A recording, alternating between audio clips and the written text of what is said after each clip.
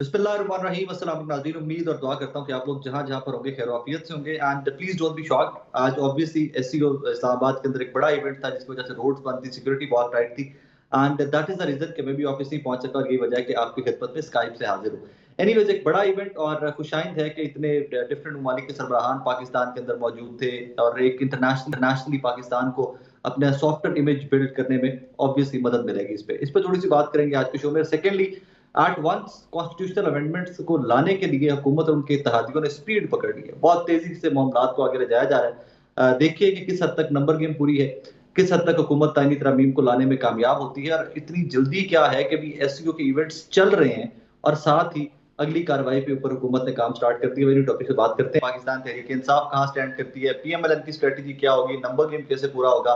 पीएमएलएन से हमें आमना साहब ने ज्वाइन किया है और पाकिस्तान तहरीक इंसाफ से नईम हैदर पंचोता साहब ने हमें ज्वाइन किया है। नईम साहब मैं पहले आपकी तरफ आना चाहूंगा। रीजन आई एम सॉरी आमना, मुझे पहले आपकी तरफ आना चाहिए था, बट मैं नईम साहब से पहले ये सवाल पूछना चाहूंगा कि एससीओ एक इतना बड़ा इवेंट था, पाकिस्तान तहरीक इंसाफ की क्या टेक है उस पर, कैसे देखते हैं इस इवेंट को? बहुत शुक्रिया, आपने मौका दिया जी, बड़ी मेहरबानी।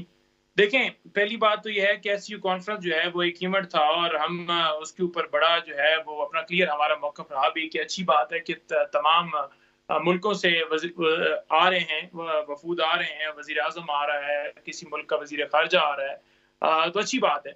जहाँ तक बात है कि मुल्क के अंदर क्या ये एससीओ कॉन्फ्रेंस के बाद जो है वो क्या मुल्क जो है वो खुशहाल हो जाएगा या मुल्क के अंदर जो है वो अवाम जो है वो अमीर हो जाएगी या मुल्क जो है वो क्या जो है वो बिल्कुल उसकी इकॉनमी जो है वो बहुत ज़्यादा ऊपर चली जाएगी, बेहतर हो जाएगी।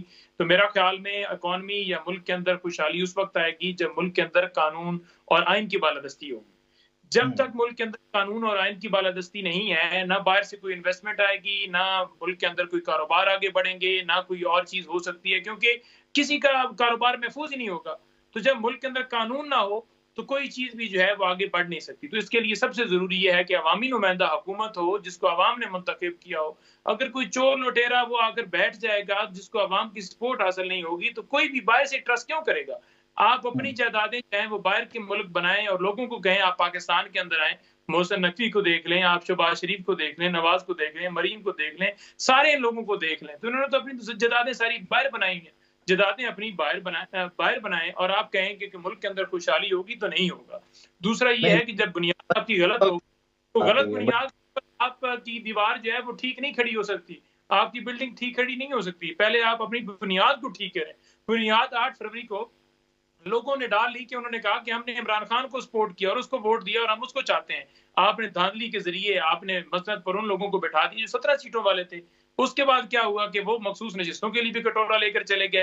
रिकाउंटिंग के अंदर भी सीटें हरवा दी गई और अब अमेंडमेंट्स की तरफ जा रहे हैं। तो ये जो सारी सूरत-ए-हाल है, ये सिर्फ़ और सिर्फ़ इसलिए की जा रही है ताकि एक पार्टी को ख़त्म कर दिया जाए और वही लोग जो शुरू से बैठे हुए जिन्होंने 3 अदवार में पहले हुकूमतें की हैं, क्या उन्होंने आज तक पाकिस्तान को ठीक किया है?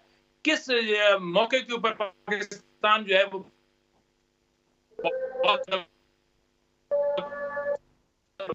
और ना ही अब फिर से हो पाएगी क्योंकि ये नाअहल है। ये चोरी के ज़रिए आए हुए हैं, ये डील करके आए हुए हैं। तो जो बंदा चोरी या डील करके आता है, उसकी इंटेंशन कभी भी आप नहीं कह सकते कि ठीक हो सकती है, उसका रास्ता ठीक हो सकता है या वो डिसीजन ठीक ले सकता है। मेरा तो यही मौक़िफ़ है।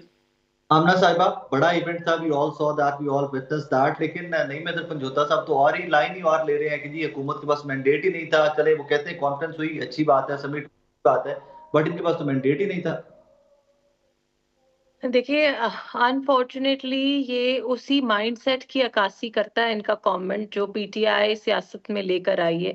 ये आज की बात नहीं है, 2013 से 35 पंक्चर का रोना चल रहा था। उस वक्त चाइनीज प्रेसिडेंट का विजिट 2014 में इनकी वजह से जो है वो मौखिर हुआ और आज 11 साल बाद भी ये लोग वहीं खड़े हैं। इन्होंने तो फिर थोड़ी बात की, इनकी जो चेयरमैन की एक्स चेयरमैन की जो हमशीरा है वो आके टीवी पे कह रही हैं कि जी ये देखें ये बड़े आए थे अच्छा इमेज बनाने वाले अपने मुल्क का, अल्लाह की तरफ से ये वाकया हो गया और ये इनका सारा इमेज खराब हो गया। अस्तगफिरुल्लाह, आप मुझे ये बताएं कि क्या पाकिस्तान से मोहब्बत करने वाला कोई शहरी इस तरह का कमेंट कर सकता है? दोनों चीजें, नॉट जस्ट कि वो पाकिस्तान की इज्जत खराब होने पे खुश हो, उसके बाद ऐसे दिल दहला देने वाले वाकये को, आइदर वे अगर वो वाकया हुआ या वो डेफेमेशन का इंसिडेंट था, either way it's a very unfortunate incident. तो उस तरह के इंसिडेंट के ऊपर ऊपर ये खुश हो रहे हैं और साथ पाकिस्तान की अगर इमेज खराब हो रही है उस पे खुश हो रहे हैं, तो फिर नईम हैदर पंचोदा साहब का तो कमेंट मुझे उसके सामने बड़ा मासूमाना लग रहा है। अच्छा ना, I would second you on that, जिस इंसिडेंट की तरफ आपने इशारा किया, चलें since you brought it up, उसमें एक चीज के ऊपर बार बार इतराज बहुत सारे लोग कर रहे हैं, और I think I am one of those people के जो उसके ऊपर इतराज कर रहे हैं, स्टूडेंट्स के ऊपर जो पुलिस फोर्स यूज की गई है, डू यू थिंक वो किसी भी तरह से जस्टिफाइड था? उन्हीं बच्चों से बैठ के बात की जा नहीं जी, सकती मैं थी। बिल्कुल नहीं समझती हूँ कि वो जस्टिफाइड था, और मैं इस चीज़ को भी अप्रिशिएट करूँगी कि हमारे एजुकेशन मिनिस्टर जो हैं, वो वहाँ पे गए, वो मौजूद थे। मैंने उनकी वीडियो क्लिप्स यकीनन आपने भी देखी होंगी, बहुत जगहों पे उन्होंने पुलिस को फिज़िकली भी स्टॉप किया है स्टूडेंट्स को हाथ भी लगाने से। और मैं समझती हूँ कि एक जिस तरह चीफ मिनिस्टर साहिबा ने कहा है कि इंक्वायरी होनी चाहिए, और इंक्वायरी होगी तो वो इंक्वायरी सिर्फ इस इंसिडेंट की हद तक नहीं होगी, वो इंक्वायरी इन चीज़ों पे भी होगी कि पुलिस का रिएक्शन क्या था, और पुलिस को किसी भी सूरत में कानून को इस तरह से अपने हाथ में नहीं लेना चाहिए। हमारी जो स्टूडेंट्स हैं, हमारी जो यूथ है, वो हमारा फ्यूचर है। अगर एक मिसअंडरस्टैंडिंग भी उनको हुई है तो हमें उनके जज्बात की इज्जत करनी चाहिए, हमें अंडरस्टैंड करना चाहिए और खुश होना चाहिए कि हमारी यूथ जो है, हमारे स्टूडेंट्स जो हैं, वो इतने गयूर हैं, इतनी समझ बूझ रखते हैं, इतना जज्बा रखते हैं एक दूसरे के लिए कि उन्होंने इस तरह से उसके ऊपर रिएक्ट किया। साथ ही साथ अगर ये इंसिडेंट नहीं हुआ तो हमें चाहिए कि हम उनको फैक्चुअली करेक्ट करें, लेकिन ये इस तरह से बिल्कुल नहीं होना चाहिए। तो फिर आमना, ये किसको पुलिस रिपोर्ट करती है? Why they did what they did? तो ये रिपोर्ट किसको करते हैं कि आप No, लोग I'm इंक्वायरी भी? sure it was as I said, देखें जी, ये चीजें इंक्वायरी के अंदर आ जाएंगी और क्लियर हो जाएंगी, क्योंकि इसके अंदर इतनी ज्यादा मिसअंडरस्टैंडिंग और मिस इन्फॉर्मेशन इन्वॉल्व थी।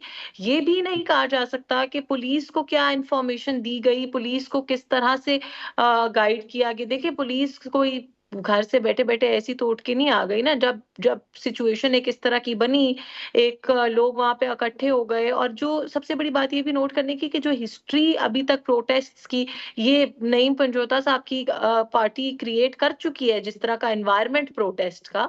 तो पुलिस ऑल्सो हैज, मतलब ये नहीं कि हम उनकी सिर्फ बैशिंग करें for the heck of it, हमें ये भी समझना पड़ेगा कि पुलिस बेचारी के ऊपर भी प्रेशर बहुत है करंट सिनेरियो में। अगर वो कुछ ना करते और खुदा ना खास्ता वहां पे कोई इस तरह का वाकया रूनुमा हो जाता, किसी के साथ कोई ऐसा इंसिडेंट हो जाता, कोई किसी को कोई जख्मी हो जाता, कोई जहां बहाक हो जाता, तो फिर भी हमने पुलिस को ही बैठ के टीवी शोज पे बोल रहा होना था कि जी पुलिस सो रही थी जब ये सब कुछ हो रहा था। सो I say that there are just two sides of the coin. I think inquiry report आने दें, इंक्वायरी रिपोर्ट में ये चीजें सारी क्लैरिफाई हो जाएंगी कि ये इंस्ट्रक्शंस किसने दी, किन बेसिस पे दी, क्या उस वक्त रिक्वायरमेंट थी। I think let's wait for that before we take any sides. चलिए अब फर्दर थोड़ा सा बढ़ते हैं। कॉन्स्टिट्यूशनल अमेंडमेंट्स, पूरे मुल्क की सियासत जो है वो घूम कॉन्स्टिट्यूशनल अमेंडमेंट्स के गिर्द रही है।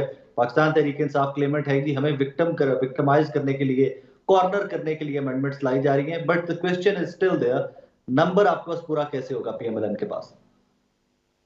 नंबर पूरे हो चुके हैं साकिब साहब, नंबर्स पूरे हो चुके हैं, और मसला ये है कि इन्होंने हर हालत में, आज मैंने डॉक्टर मुसद्दिक मलिक का एक बड़ा मजे का क्लिप सुना, और शायद आपने भी देखा होगा। उन्होंने कहा कि जी इनका जो कप्तान है वो कहता है पहले कि अमेरिका ने मेरे खिलाफ साजिश की है, तो ये सारे कहते हैं हाँ जी अमेरिका ने साजिश की है। फिर वही कप्तान कहता है कि जी नहीं, साजिश फौज ने की थी, अमेरिका हमें बचाए। फिर ये अमेरिका से रेजोल्यूशन पास करा लेते हैं, उसके पीछे पीछे ये सारे कहते हैं हाँ जी फौज ने की थी, अब आप हमें बचाएं।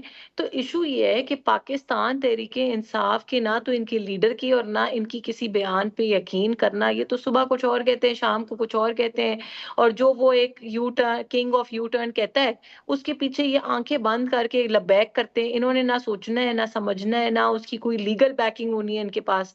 आपका क्या ख्याल है कि इस वक्त हुकूमत आपके सामने है? ये एससीओ जो है एक बहुत छोटी सी एग्जांपल है कि हुकूमत की प्रायोरिटीज क्या है। आज की प्रेस कॉन्फ्रेंस में भी भले लोग उसको नेगेटिवली जो है कंस्ट्रू करें, और नेगेटिवली ये लोग उसको तोड़ फोड़ के बयान कर रहे हैं टीवी चैनल्स पे, बात यह आज की प्रेस कॉन्फ्रेंस में भी वजीर आला साहिबा ने भी एक दफा नहीं, दो दफा नहीं, चार पांच दफा ये कहा कि जी मैं किसी एक पार्टी की वजीर आला नहीं हूँ, मैं पंजाब की तमाम अवाम की वजीर आला हूँ जी। प्राइम मिनिस्टर का भी सिमिलर स्टांस है, जिस दिन से उन्होंने ओथ लिया तब से इसके ऊपर आईनी तरमीम के ऊपर भी इनको कमेटीज में बुलाया गया, कमेटीज में ये आते भी रहे, आखिरी दिन आके इनको याद आ गया कि हमने प्रोटेस्ट करना है। तो इनका बेचारों का तो पता नहीं इनको कहीं से आई होंगी इंस्ट्रक्शंस, जहां से ये रेजोल्यूशन पास कराते, शायद वहां से आई होंगी या कहीं और से आई होंगी, तो अब इन्होंने ये स्टेटमेंट दे दी है। इनकी स्टेटमेंट का क्या है? मैं तो एक्चुअली भी इस इंतजार में हूँ कि ये ऑक्सफोर्ड यूनिवर्सिटी को कब गालियां देनी शुरू करेंगे, क्योंकि आज इनके लीडर उस लिस्ट से भी बाहर हो गए हैं, उस रेस से भी बाहर हो गए हैं। तो मैं तो इंतजार कर रही हूँ कि उनकी बारी कब आएगी। तो इनकी कमेंट को मैं सीरियसली नहीं लेती, मैं नहीं समझती कि इस कमेंट में कोई हकीकत है। हुकूमत की प्रायोरिटीज इस वक्त पाकिस्तान और उस पाकिस्तान की आवाम की बेहतरी देखना है, पाकिस्तान को तरक्की के रास्ते पे वापस लाना है, जहाँ पे हम छोड़ के गए थे और उससे ये डाउन हिल ले गए, उस पे वापस लाना है। इतना टाइम हुकूमत के पास नहीं है कि वो ये सोचे कि जी पीटीआई का क्या करना है क्या नहीं करना। They are already a gone story and very irrelevant. Aamna साहब मैं वापस आऊंगा इसी चीज के ऊपर, लेकिन यहीं पे पंजोता साहब, ये ऑक्सफोर्ड वाला क्या मामला हुआ है यार? वो एट वंस पाकिस्तान तहरीक इंसाफ के लोग तो ये क्लेम करना स्टार्ट हो गए कि ये ऑक्सफोर्ड के लिए बायस शर्मिंदगी बनेगा ये एक्शन इनका, कि इमरान खान साहब पानी पीटीए जो है वो वाइस चांसलर का इलेक्शन नहीं लड़ सकेंगे ऑक्सफोर्ड का। What happened? देखें भाई, मेरे बात ये है कि जहां तक बात है ऑक्सफोर्ड यूनिवर्सिटी के इलेक्शन लड़ने की, मुख्तलिफ पॉइंट्स थे, 3-4 पॉइंट्स डिस्कस हुए। थोड़ा सा मैं जल्दी वाइंड अप करूंगा कि मैं उसके ऊपर कमेंट कर सकूं। पहली बात तो ये, यही लोग थे जो कि एक साबिक वजीर आजम वहां पर जाकर इलेक्शन लड़ने लगा है, और यही लोग थे जिन्होंने लेटर लिखे कि ये एक मुहब्बे वतन, वो मुहब्बे वतन कह रहा हूँ कि एक बहुत बड़ा पक्का मुसलमान है, और इसको जो है वो आप जो है वो इजाजत दे रहे हैं, ये तो पर्दे की बात करता है, इसके ऊपर केसेस हैं, ये है वो है फलां है, सजा याफ्ता है। इन्होंने एक मुल्क के साथ, देखें इमरान खान पाकिस्तान का शहरी है और उसकी जंग पाकिस्तान के लिए है, और अगर पाकिस्तान का कोई शख्स जाकर ऑक्सफोर्ड का इलेक्शन लड़ता है तो ये एक एजाज की बात थी। इन्होंने एक ऐसी मुनज़्ज़म से कैंपेन चलाई, साजिश की है, ईमेल्स किए, और जाकर वहां पर ये सारा करके, और इन्होंने उस रेस से आउट करके, और फखर से कह रहे हैं देखें जी वो नहीं उसके अंदर क्वालिफाई कर। ये शर्म की बात है, शर्म से डूब मरने का मकाम है। और दूसरी मैं ये बात कर दूं कि इमरान खान जो है उसके हवाले से जो बातें की जा रही हैं कि इमरान खान यू टर्न ले रहा है, फलाना यू टर्न ले रहा है। मरियम नवाज साहबा, आप सूबे की वजीर-ए-आला हैं, आप सूबे की वजीर-ए-आला हैं, और आप कह रही हैं कि आपको पता नहीं है कि पुलिस जो है वो कैसे काम कर रही है। कौन है फिर एहतमाद देने वाला? कौन है फिर वो उनको कहने वाला कि जाकर बच्चों के ऊपर तशद्दुद करें? आप जस्टिफाई नहीं कर सकते इस बात को। आपकी जिम्मेदारी है, अगर आप फार्म 47 के मुताबिक बैठे हुए हैं, अगर आप अपने वार्ड से भी आ रही हैं और आपको बिठाया गया है, तो आपकी जिम्मेदारी है, ये तमाम पुलिस, तमाम इदारे आपके अंडर है पंजाब के अंदर, और आपको जवाब दे होना। और सूबे की आवाम की आप बात करें कि आप पूरे सूबे की आवाम की नुमाइंदगी करें, किसने आपको कह दिया? आप तो अपने वार्ड से नहीं जीती, आपको तो लोगों ने रिजेक्ट किया है, आपकी जमात सारी को रिजेक्ट किया है, पूरे पाकिस्तान से रिजेक्ट किया है, और धांधली से आप आकर बरजुमान होगी, और अब आप कह रहे हैं जी कि हम तो पूरे सूबे की नुमाइंदगी कर रहे हैं, हर एक की वजीर। भाई कौन मानता है आपको? आपको तो सिर्फ टिकटॉक बनाने की पड़ी होती है कि शुएब इस तरफ आ जाए, पानी जरा अच्छा खड़ा है, यहाँ पर वीडियो बना ले। आप तो लोगों के मजाक बनाती हैं, आपका तो काम ही सिर्फ ये है। और जो वजीर तालीम है उनका, वो क्या कह रहा है? वजीर तालीम कह रहा है जी कि ऐसा वाकया हुआ है। मरियम कह रही है जी वाकया नहीं हुआ। वजीर तालीम उधर वीडियो बना रहा है कि आप पुलिस वाले पीछे हट जाएं, यानी पुलिस वाले एक वजीर से ऊपर हो गए, सूबे के वजीर से। ये कैसी मंतिक है? ये किसी और को लॉलीपॉप दें? ये समझ वाले, अकल वाले लोग हैं, ये समझ रखते हैं, सोच रखते हैं, पढ़े लिखे हैं। किसको बेवकूफ बना रहे हैं आप लोग?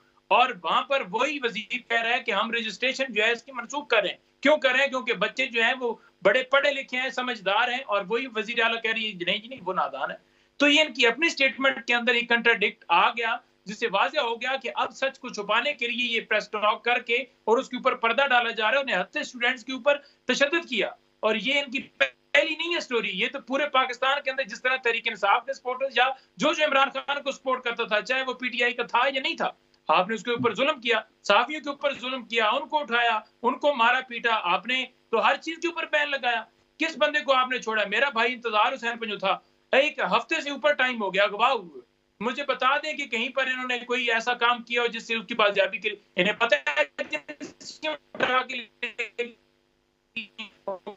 और हमें बस इनके वही अलकार आकर के उधर से सीसीटीवी फुटेज देखी, इधर से देखी, और हमें नहीं मिल रहा, हम कोशिश कर रहे हैं। ये ड्रामेबाजियां छोड़ें, पूरी कौम जानती है कि आपका चेहरा क्या है, और इस वजह से 8 फरवरी को उन्होंने रिजेक्ट किया आपको, और आगे भी आपको इसी वजह से रिजेक्ट करेंगे। आप तो अवामी सपोर्ट ही नहीं रखते। पंजोता साहब, एक सवाल मैं पुट अप करना चाहूंगा कि नंबर कैसे पीएमएल ने पूरे कर लिए? अगर आपके एमएनएस भी महफूज हैं, जेयूआईएपी कहती है कि हमारे एमएनएस हमारे साथ हैं, सेनेटर्स हमारे साथ हैं, पीएमएल और पीपल्स पार्टी कैसे इतनी कॉन्फिडेंट है कि उन्होंने नंबर पूरा कर लिया हुआ? इनके अगर नंबर पूरे हुए होते तो ये बैठ के प्रेस कॉन्फ्रेंस कर रही होती कि पाकिस्तान तहरीक इंसाफ के सेनेटर को पीटीआई ने अगवा कर लिया। कितनी मुज़क्किर बात है कि पीटीआई के एमएनए को पीटीआई ने अगवा कर लिया। भाई अगवा करने वाला सिलसिला आपका है, आप जबरन लोगों के घरों में दाखिल होते हैं, डंडे बरसाते। मुबीन जट जो है, आरफ जट है, उसका कारोबार क्या पीटीआई वालों ने सील किया? क्या वहां पर जो पुलिस वो पीटीआई, क्या वो पीटीआई बने? वहां पर जो उसका स्क्रैप उठा के करोड़ों का माल ये सारा जो है प्रोसेस डरा के धमका के लोगों के घरों में छापे मार के और धौं से ये कहें कि इनके नंबर पूरे हैं। यानी शर्म की बात है यार कि आप अगर हारे हुए हैं 17 सीटों वाले और आपको जबरदस्ती बिठा दिया गया, अब आप उस चोरी को छुपाने के लिए आप अमेंडमेंट्स करना चाहते हैं ताकि एक पार्टी को के ऊपर क्रैकडाउन किया जाए, लोगों को अगवा किया जाए, लोगों के ऊपर जबर किया जाए, फिर ऐसी तरमीम लेकर लाई जाए जिससे वो सारी चीज कवर रहे, खुले नहीं, वो डाका ना खुले। तो हम किसी सूरत इसे कबूल नहीं करेंगे, ना होने देंगे। ये इनकी भूल है। नाज़रीन, मुझे एक ब्रेक का कहा जा रहा है, यहाँ पे एक छोटा सा ब्रेक लेते हैं, हमारे साथ रहिएगा। वेलकम बैक नाज़रीन। वैसे पीटीआई के कितने लोगों के ज़मीर जागेंगे ये कॉन्स्टिट्यूशनल अमेंडमेंट को लेके? आप लोग की कैलकुलेशन क्या कहती है, कितने लोग हैं जिनके ज़मीर अब तक जाग चुके हुए हैं? काफी सारे लोग हैं। इंशाल्लाह ताला आपको कल अच्छी खबर सुनने को मिलेगी। ज़मीर जागना अच्छी खबर। एज आई सेड कि हमारे नंबर्स पूरे हैं और कल शाम तक शायद इसी वक्त के करीब आप जो है आपको गुड न्यूज मिलेगी इंशाल्लाह। तो we are trying to figure out ना कि नंबर पूरा कैसे हुआ। पीटीआई के लोग वोट करने जा रहे हैं, जेयूआईएफ चले, वो तो जेयूआईएफ यस पीटीआई के डेफिनेटली। देखिए एक बात होती है, अब ये बेचारे, इनका कसूर भी नहीं है, मैं इन पे तरस ही खा सकते हैं हम, इनका कसूर नहीं है। अब ये शो में बैठ के तो ये नहीं बोल सकते कि हाँ जी हमारे जो लोग हैं, हमारे मेंबरान हैं जिन पे हम बड़ा फख्र करते थे, उनको शायद समझ आ गई है और अब वो हुकूमत के साथ, क्योंकि अभी भी इनका स्टांस वही है। हम तो आइडियली ये चाहते थे कि ये लोग हमारे साथ मिल के बैठें और तमाम जमातें यकजान होकर पाकिस्तान के बेहतर तरीन मफाद के अंदर इकट्ठे ये आईनी तरमीम पास कराएं। लेकिन क्योंकि इनको वो काबिल कबूल नहीं था, तो फिर इनके जो समझदार लोग थे, जो ऐसे लोग थे जिनको ये लगा कि उनको आईनी तरमीम के हक में वोट देना चाहिए, they have assured us their support और इंशाल्लाह वो कल वोट करेंगे। वैसे आप लोगों की तरमीम है कौन कौन सी? मेरे सामने अभी पेज खुला हुआ है कि जिसमें मुजव्वजा तरमीम डिफरेंट पार्टीज की है। नून लीग क्या क्या रिकमेंड करी, क्या क्या लेके आ रही है? देखिए उसके अंदर वो तकरीबन 4 से ज्यादा ड्राफ्ट्स हैं। वो मैं अभी आपसे पहले भी एक शो में डिस्कशन हो रही थी, उसके अंदर 4 ड्राफ्ट्स हैं। नून लीग जो है ना, उसकी ख्वाहिश ये है, नून लीग ने जो फर्स्ट ड्राफ्ट आज से 5 हफ्ते पहले आया था वो जरूर दिया था, लेकिन उसके बाद हम we are very flexible and open, क्योंकि नून लीग ये चाहती है कि अपने जितने इत्तेहादी हैं उनको एक पेज पे लाकर सबको साथ लेके चला जाए, और इसीलिए 5 हफ्ते से पहले इस पे डेलिब्रेशंस हो रही थी। अब कुछ जो है इनपुट आई थी मौलाना की तरफ से, कुछ इनपुट आई थी पीपल्स पार्टी की तरफ से। वो मौलाना ने एक, जो आपको पता है कि कॉन्स्टिट्यूशनल बेंच का भी कहा, उसके ऊपर जाती उम्रा में जो है वो मुलाकात आज और कल की जाएगी, और उस मुलाकात के बाद एक फाइनल जो ड्राफ्ट है।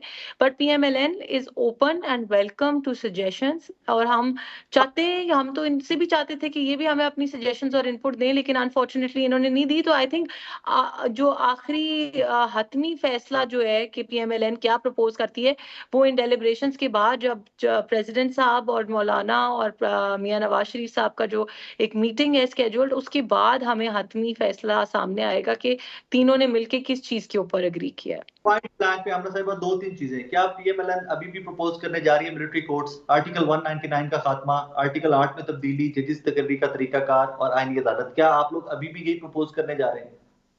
देखें आईनी अदालत तो हम बिल्कुल प्रपोज करने जा रहे हैं। बाकी चीजों के ऊपर जैसे मैंने आपको कहा कि कुछ अभी तक मामला चल रहे हैं और अभी तक कोई हतमी फैसला नहीं हो। हमारी तरफ से ये चीजें प्रपोज की गई थी, उसके अंदर फिर उसके ऊपर डिस्कशंस हुई, डेलिब्रेशंस हुई, जिसमें कुछ चेंजेस आए हैं, लेकिन उसके ऊपर अभी तक हतमी फैसला नहीं हुआ। जो कल इंशाल्लाह डे टाइम में उसके ऊपर हतमी फैसला जो है वो पब्लिक हो जाएगा। नहीं भाई, मैं आपकी तरफ आता हूँ। क्योंकि कल 12 बजे कमेटी का इजलास भी दोबारा होने जा रहा है। नहीं भी मैं आपकी तरफ भी आता हूँ। नाज़रीन साहब ज़्यादा हामिद रजा साहब ने हमें ज्वाइन किया। अस्सलाम वालेकुम सर। सलाम जनाब। खैरियत, आप ठीक ठाक है? जी अल्लाह पाक का करम जनाब, आप खैरियत से हैं? ठीक है सर, सबसे पहला सवाल आपसे तो यही रेलेवेंट बनता है कि आपके एमएनएज, आपके सेनेटर्स भी सब खैरियत से हैं? जी अल्हम्दुलिल्लाह जनाब, अभी तक तो खैरियत से हैं, आगे देखें, अल्लाह खैर करे। नहीं, कोई सिचुएशन होती है ना कि क्या वाकई कोई अटेम्प्ट हो रही है कि कोई आसपास इस्लामाबाद के पाए जा रहे हो आपके एमएनए सेनेटर्स जिनका पता ना चल रहा हो, जिनका टेलीफोनिक राब्ता ना हो रहा हो आप लोगों से? नहीं नहीं, देखिए जेन्युइनली हो रही है। हमने कल भी इस बात को वाजा किया था कि हमारे पास कुछ टेलीफोन कॉल्स भी हैं जो हमारे एमएनएस को रिसीव हुई हैं, जिसके अंदर उनको ब्राइब ऑफर की जा रही है और जिसके अंदर उनको प्रेशराइज किया जा रहा है। इसी तरह कुछ एमएनएस जो हैं हमारे, उनमें से कुछ के भाई अबडक्ट किए जा चुके हुए हैं और उन्हें उस ग्राउंड के ऊपर प्रेशराइज किया जा रहा है कि आपको भाई को तब वापस किया जाएगा कि अगर आप हुकूमती तरमीम को वोट देंगे। साथ अब रेट जो है वो 75 करोड़ से ऊपर चला गया हुआ। तो whatever we are saying, obviously we have the evidences for that जनाब। सर इसके ऊपर तो प्रेस कॉन्फ्रेंस होनी चाहिए, कौम के सामने रखना चाहिए आपको सब कुछ। जी सॉरी सर इसके ऊपर तो आप लोगों को प्रेस कॉन्फ्रेंस करनी चाहिए, कौम के सामने सारे एविडेंस रखने चाहिए कि देखिए कैसे अमेंडमेंट्स आ रही हैं। नहीं, आपके सामने हमारे मुख्तलिफ एमएनए जो हैं, हमारे हाजी इकबाल अफरीदी साहब, कल हम उनका वीडियो क्लिप जारी हुआ जिसमें उन्होंने बताया कि उन्हें 80 करोड़ रुपए ऑफर किया गया है। इसी तरह शफकत अवान साहब हमारे सरगोदा से जो एमएनए हैं, उन्होंने बताया कि उन्हें 75 करोड़ रुपीस ऑफर किए गए हैं। इसी तरीके से हमारे मलक उमर फारूक साहब हैं जो मुल्क से बाहर हैं, उनके भाई को अबडक्ट किया गया है। इसी तरीके से हमारे मुख्तलिफ एमएनए जो हैं उनकी वीडियोज जो हैं वो हम निकाल रहे हैं, बिल्कुल वक्तन फक्तन आ रही हैं। आज रात तक मजीद भी आ जाएंगी जिन लोगों के साथ रब्ता किया गया। हमारी सेनेटर है डॉक्टर जरका, उनके बेटे को अबडक्ट किया गया है और वो शायद खुद भी उनको उठाने की कोशिश की जा रही है। इसी तरीके से सैफुल्लाह अबड़ू साहब जो है उन्हें गिरफ्तार किया गया। तो ये चीजें कुछ छुपी हुई तो नहीं है। हमारे एमएनएस के जो स्टेटमेंट्स हैं वो तो ऑन रिकॉर्ड हैं, उन्होंने ऑफिशियली ऑन रिकॉर्ड उसके ऊपर वीडियो मैसेजेस सारे जारी किए हैं जी।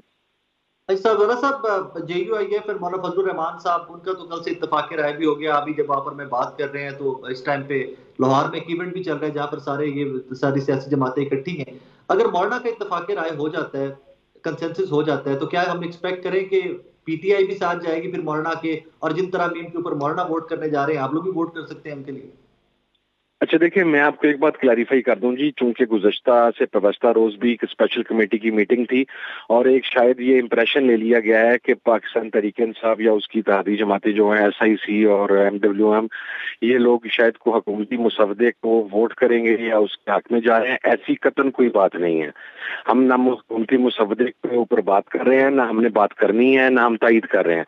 हमारी डिस्कशन, हमारी जो बातचीत है वो सिर्फ मौलाना फजलुर रहमान साहब के साथ और उनके मुसवदे की हद तक है। हमारा राब्ता हुआ, गुज़श्ता रात भी लेट नाइट राब्ता हुआ, आज भी राब्ता हुआ मौलाना साहब से, और मौलाना साहब लाहौर में आज वाली मुलाकात के बाद रात लेट नाइट या कल जब इस्लामाबाद पहुंचेंगे तो इंशाल्लाह हमारा डेलीगेशन उनके साथ मुलाकात करेगा। और जाहिर है उस वक्त फिर जो चीजें आज डिस्कस हो रही हैं, अभी तक हमारे पास वो चीजें नहीं है। लेकिन एक बात मैं क्लैरिटी के साथ आपको ये कह सकता हूँ कि मौलाना साहब अभी तक अपने मौकफ के ऊपर और अपने मुसवदे के ऊपर पूरी इस्तकामत के साथ खड़े हुए हैं। मौलाना साहब की तरफ से इस बात की यकीन दहानी है कि उन्होंने कतन उसके अंदर कुछ स्टेप बैक नहीं किया या उसके अंदर वो कोई लैतोला से काम लेने के लिए तैयार नहीं है जी।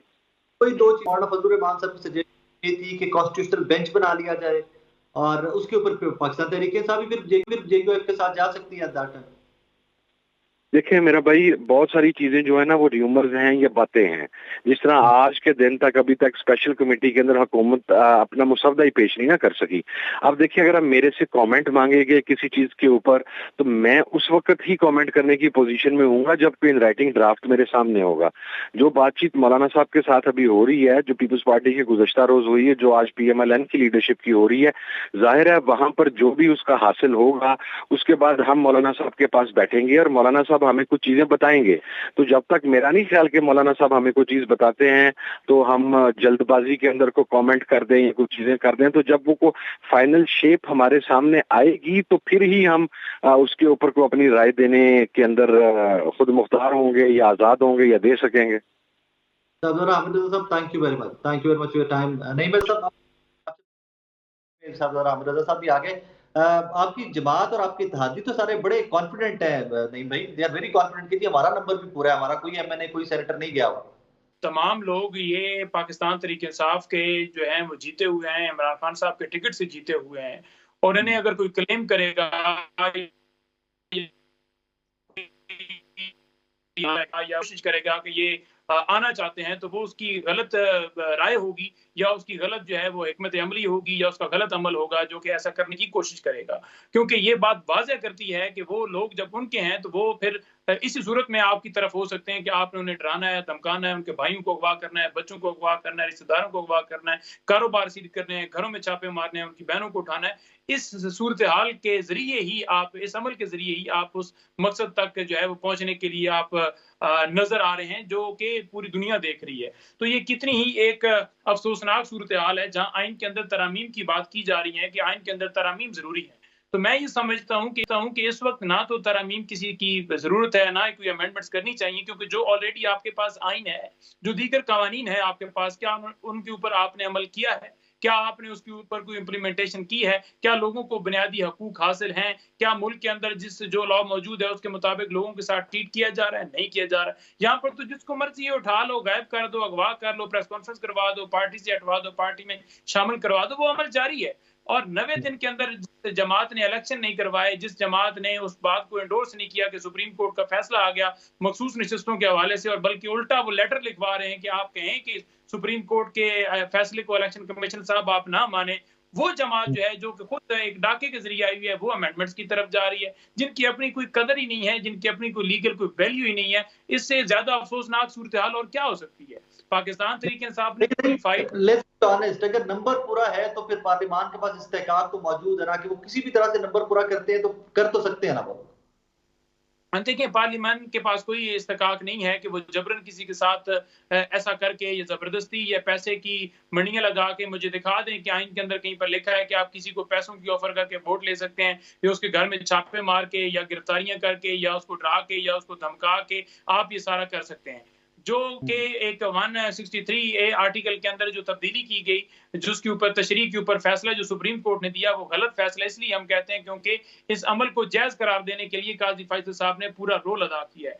जहां तक एक जमात का कोई मेंबर किसी दूसरी जमात में जाता है तो वो डेफिनेटली एक सुप्रीम कोर्ट का फैसला आया था जिसके मुताबिक वो डिस्क्वालीफाई होता है, लेकिन इसको ये कह देना कि उसका वोट जो है वो काउंट होगा, डिस्क्वालीफाई बेशक हो जाए, वहां पर तो पहले जो फैसला था उसके अंदर तो वोट काउंट नहीं हो सकता था ना, ये फैसला आया था ना। तो ये सारा अमल करना इसके अंदर मुकम्मल तौर पर नजर आता है कि कैसे लंदन प्लान के तहत ये सारी एग्जीक्यूशन की गई, इमरान खान को जेल में डालना, नवाज शरीफ को वापस लाना, फिर एक पार्टी के ऊपर क्रैक डाउन करने के लिए आपने देखा कि ये मुख्तलिफ हाई कोर्ट जो है वो खड़े हो जाते हैं, मुख्तलिफ हाई कोर्ट जो है वो इंसाफ फराहम कर रहे हैं, कोई हाई कोर्ट जो है वो ये कहता है कि आप ये ना करें या अगवा ना करें या ये ना करें, तो उसके ऊपर उन्होंने देखा कि उस कानून को चेंज कर दिया जाए ताकि जो आवाज हल्की फुल्की नजर भी आ रही है उसको भी बंद किया जाए, और उसके अंदर सिर्फ और सिर्फ टारगेट जो है वो तहरीक इंसाफ है, या तहरीक इंसाफ का सपोर्टर है, या पाकिस्तान का हर शहरी या हर वो आवाज उठाने वाला बंदा जो आजाद राय रखता है उसको दबाने का ये सारा प्लान बना। नहीं साहब, आई एश्योर यू कि इसके साथ जिस तरह आप कह रहे हैं ना, कोई आजाद आवाजें और कोई जो आवाज उठती है उसको दबा लिया जाए, आई एश्योर यू कि दो के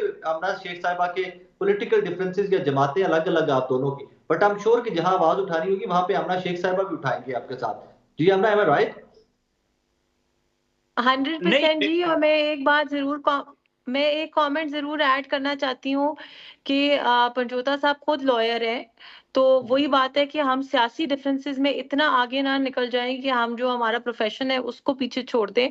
जहाँ तक इन्होंने, क्योंकि आर्टिकल 63 मेंशन किया है, and I followed that case, जब पहले भी उसका फैसला आया था पूरे तरीके से, मैंने तमाम हेयरिंग्स को अटेंड की थी और आज भी। तो मैं समझती हूँ कि जहाँ पे कानून और आइन की बालादस्ती की बात है उसको हमें पॉलिटिकल डिफरेंसेस से बालातर होकर देखना और समझना चाहिए, और वो एक बड़ा गलत फैसला था। और हम सबको पता है कि उस वक्त क्योंकि PMLN की पॉलिटिकल विक्टिमाइजेशन चल रही थी जो किसी जमात के साथ भी नहीं होनी चाहिए, ना इनके साथ ना हमारे साथ, लेकिन इसलिए वो फैसला दिया गया था हमजा शहबाज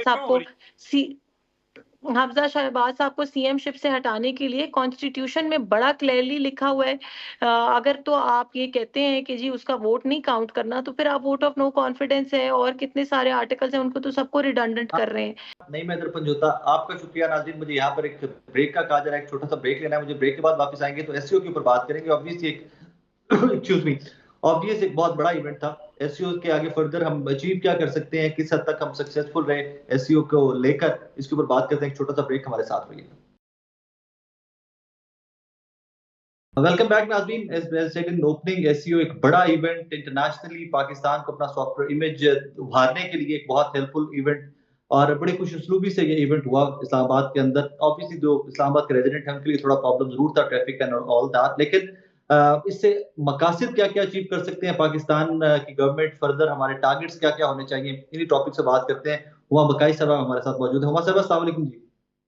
जी वालेकुम अस्सलाम। कैसे आप? ठीक ठाक हैं जी? अल्लाह करे जी, फरमाइए। हुमा साहब, बड़ा इवेंट हुआ पाकिस्तान के अंदर ऑब्वियसली, और बड़े अच्छे तरीके से हुआ, बड़े अच्छे तरीके से गवर्नमेंट इसको मैनेज किया। हम क्या एक्सपेक्ट कर सकते हैं कि इस इवेंट के बाद पाकिस्तान को अपने इकोनॉमिक चैलेंजेस, इंटरनेशनल जो चैलेंजेस हमें थे, उनको कोप अप करने में किस हद तक मदद मिलेगी? देखिए, बहुत इम्पोर्टेंट बायलैटरल मीटिंग्स भी हुई हैं और अब तो ये खबर भी आ रही है कि भारत की रिक्वेस्ट पर जो आखिरी लंच हुआ उस पर सीटिंग इंस्टॉल की गई थी कि साफदार साहब जो हैं वो जयशंकर के बराबर बैठे हैं और उनके दरमियान भी कुछ गुफ्तगू हुई है जो अभी फॉरेन ऑफिस उसकी डिटेल्स रिलीज नहीं कर रहा। बहरहाल उससे तो प्रोग्रेस है, जहां उन्होंने कहा था कि ना तो कोई बायलैटरल मीटिंग होगी ना कोई बायलैटरल कॉन्वर्सेशंस होंगी। तो मेरा ख्याल है कि उन्हीं की रिक्वेस्ट पर ये सीटिंग भी की गई और अभी हमें नहीं पता क्या बात हुई है, लेकिन हम इसको पेशरफ जरूर कह सकते हैं, वन स्टेप फॉरवर्ड जरूर कह सकते हैं। फिर मेरा ख्याल है जो दूसरी अहम बात है जिसका इशारा सुबह अपनी स्पीच में किया शहबाज शरीफ साहब ने, उन्होंने ये कहा कि अफगानिस्तान की जो सूरत हाल है उसको एड्रेस करने की जरूरत है, सिर्फ पाकिस्तान के लिए नहीं बल्कि खित्ते में कनेक्टिविटी को प्रमोट करने के लिए। और मेरा ख्याल है वहाँ सबका अग्रीमेंट है और जो इस खित्ते के अहम मुल्क हैं, इस ऑर्गेनाइजेशन के अहम मुल्क हैं, उन सब का इंटरेस्ट इस बात से जुड़ा हुआ है कि हमारे वेस्टर्न बॉर्डर पे अमन हो, चाहे वो one belt one road initiative हो, चाहे वो लार्जर कॉन्स्ट्रक्ट ऑफ कनेक्टिविटी हो। तो चाइना का भी इंटरेस्ट आता है, रशिया का भी आता है, ईरान का भी आता है। इसके अलावा जी मेरे ख्याल अहम बात ये है कि कम्युनिके जारी हुआ है और उस कम्युनिके में इजराइल की जो अग्रेशन है उसके हवाले से बात हुई है और कहा गया है कि वो एस्केलेशन रुकनी चाहिए और उसको रोकने के लिए कंट्री शुड कम टुगेदर। जो मुझे एक समझिए मैं एक्सपेक्ट कर रही थी कि शायद एनवायरनमेंट पे कोई और ज्यादा अहम बात सामने आएगी या कोई कोलैबोरेटिव मॉडल आएगा, वो नहीं आया। ज्यादा बात टेररिज्म पे फोकस रही और मईशत और तिजारत पर फोकस रही। और आज स्टेट बैंक की रिपोर्ट आई थी कि 41% हमारा ट्रेड डेफिसिट है इन ममालिक में और सबसे ज्यादा डेफिसिट रशिया, चाइना और इंडिया के साथ है। तो जाहिर है अगर हम एक्सपोर्ट लेड ग्रोथ की बात कर रहे हैं और इस कॉन्फ्रेंस से हमें फायदा उठाना है तो ये ट्रेड डेफिसिट कम होना चाहिए। और इंटरनेशनली भी हमें कुछ अपना इमेज, सॉफ्टवेयर इमेज जो है वो बिल्ड करने में भी ऑब्वियसली हेल्प मिलेगी। इससे इंटरनेशनल मीडिया ने इस इवेंट को कवर किया तो उसमें भी हमें ऑब्वियसली ये मॉडर्न साबित होगा इवेंट। जी एब्सोल्युटली, क्योंकि देखिए पाकिस्तान से पहली दफा इतने पॉजिटिव ऑप्टिक्स गए हैं और इन सम वेज पाकिस्तान जो स्ट्रैटेजिक मैप होता है उसमें उसका कलीदी किरदार नजर आया है, ग्लोबल साउथ में उसकी अहमियत नजर आई है।